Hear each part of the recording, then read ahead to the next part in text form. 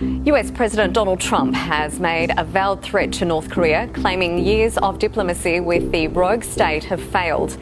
In typical Trump style, the president shared his thoughts on Twitter, saying presidents and their administrations have been talking to North Korea for 25 years. Agreements made and massive amounts of money paid. Hasn't worked. Agreements violated before the ink was dry, making tools of US negotiators. Sorry, but only one thing will work.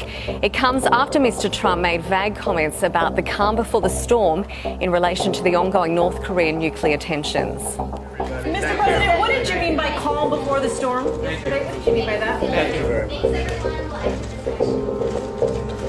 You'll find out. You'll find out?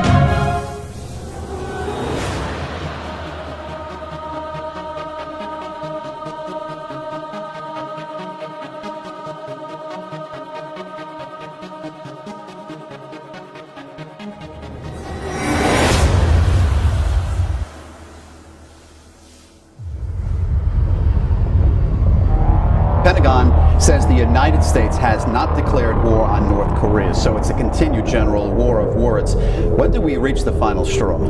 You reach the straw that the Congress would have to make a decision as to whether a war or not. If North Korea took a shot or attempted to take one of our aircraft down, especially over international airspace. And they have done that in the past, incidentally. This particular time, I'm not sure whether they have the capability to be able to take down a stealth bomber.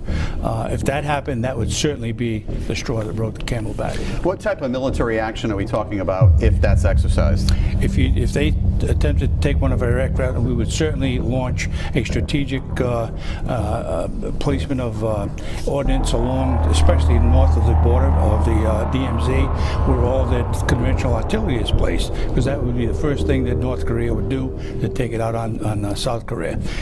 And in addition to that, they would take out industrial areas where munitions are known to be manufactured, in addition to the missiles that they allegedly have, and their nuclear sites if they have any. The problem is most of that is mobile. All right, you were talking about South Korea. U.S. Air Force Brigadier General Rob Gibbons, retired, said a war between the United States and North Korea would result in about 20,000 South Koreans dying every single day. So how do you protect South Korea? You almost can't, and that's exactly what I was talking about. Conventional artillery is all across the northern part of the DMZ. I was there, I saw that. It's all geared and specifically targeted to Seoul and the higher populated areas of South Korea. To be able to take all that out at the same time is almost impossible. All right, finally, General, how does China play a part of it? You've been saying it all along. They're key in all of this. China said that if North Korea started the action, they would stand by and not do anything. I have a little bit to understand on that one. They said the same thing in 1950. If we started it, allegedly, then they would come to the aid of North Korea. And now, let's go back to October 1950.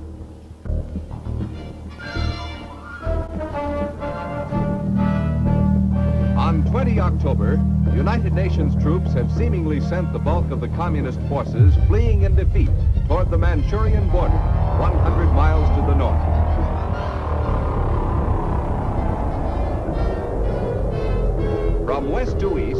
U.S., British, and South Korean troops are pursuing the disintegrating communist forces. By 27 October, South Korean troops have reached the Manchurian border on the Yellow River near Chosan, and other UN forces have advanced against virtually no opposition.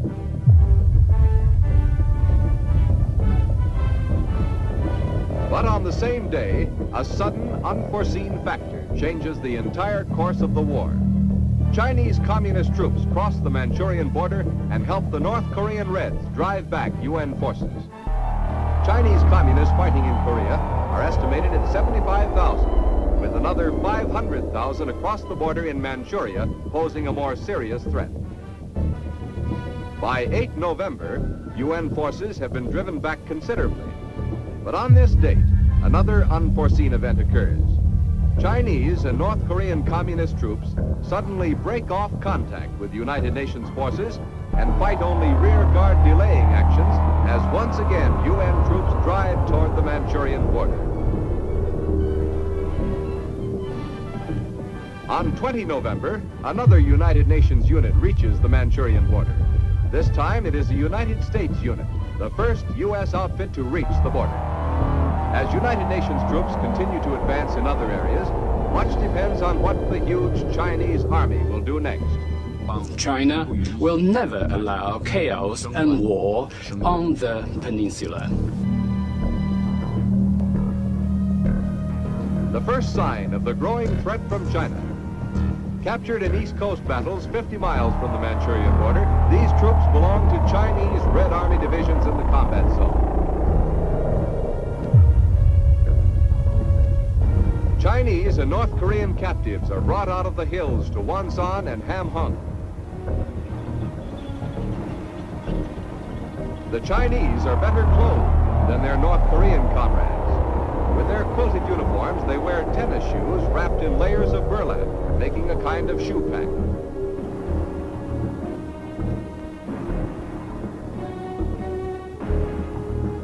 In contrast with the Chinese, the North Koreans are in rags at this stage of the war.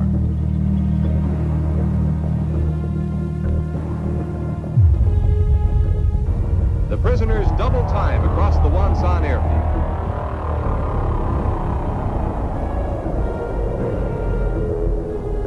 They are being marched to landing craft, which will take them to Busan. Since the beginning of the war, the North Koreans have suffered 460,000 casualties, including the dead, wounded, and captured. 130,000 Red prisoners have been taken at this time. 2 women are in this group. I believe I've mentioned that President Trump, well, it's his first presidential term and he's gaining momentum. He's building up his experience in this field. And we had a dialogue on this issue. He listens to what I'm saying. He listens to my arguments. Well, I know that everything that's happening in North Korea is quite irritating for them. We understand that. But any actions aimed at